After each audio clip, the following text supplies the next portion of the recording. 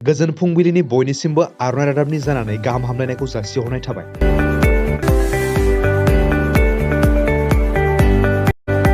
मैया चिरां जिल्लानि सिङाव थानाय रुनिखाथायाव गोदानै लुफुंजाबाय थानाय खोन्दो जौगाखां मावख'नि न'ब्लाङाव अल बड' डिजिटेल जार्नालिस्ट एस'सिएशननि बिबान गथायनाया जानानै थांबाय।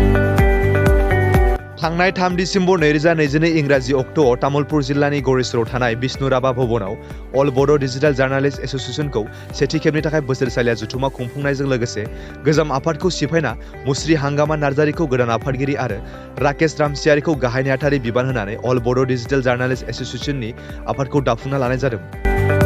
थिग बे गोदानै दाफामनानै होजानाय बिबानखौ रुजुनाय बिबानगिरि बिथांमोननो बिबान गथायनाय हाबाफारिखौ चिरां जिल्लानि सिङाव थानाय रुनिखाथायाव गोदानै लुफुंजाबाय थानाय खोन्दो जौगाखां मावख'नि न'ब्लाङाव मैया बिबान गथायनाय हाबाफारिया जानानै थाङो। जोबोर दुखुनांथावना बाथ्रा, लामानि जाब्रबथायजों सा 15 फरायसाफोरनि जायगायावनो जिउ गोमादों। खौरां बिजोंनिफ्राय मोनथिनो मोननाय बादिब्ला मणिपुरनि थाम्बालनु हायार सेकेन्डारि फरायसालिनि फरायसाफोरा कौपाम होननाय मोनसे जायगायाव सोलोंथायारि दावबायनाय हाबाफारि लादोंमोन। बे सोलोंथायारि दावबायनायाव बासजों दावबायलांबाय थानाय समावनो बास गारिया गाहाय फारसे गोग्लैनानै जायगायावनो सा 15 फरायसाफोरनि जिउ खहा लोगोसे गोबां फरायसाफोरखौ जोखोम जानायखौ नुनो मोन्दों।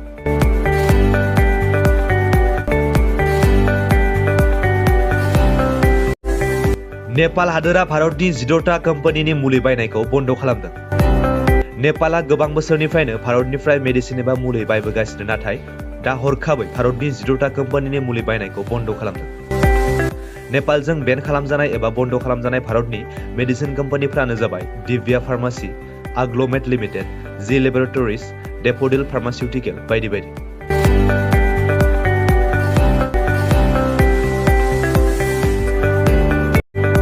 ओडिशानि सासे एम्बुलेन्स ड्राइभारा जौ लोंनायनि थाखाय पुलिसजों खाजादों।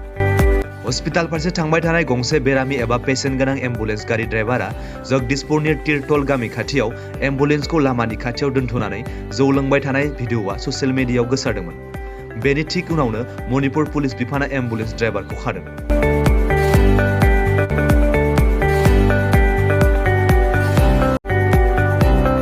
फिन मासे मैदेरनि जिउ खहा। हरनि समाव मोब्लिब नांनानै मासे मैदेरनि जिउ खहा जानायखौ नुनो मोन्दों। बे दुखुनांथाव जाथाया आसामनि तिनिसुकिया डिस्ट्रिक्टनि मार्घारिटा साब डिभिजननि सिङाव थानाय खाटांपानि पेंग्रि होननाय जायगायाव सोमजिदों।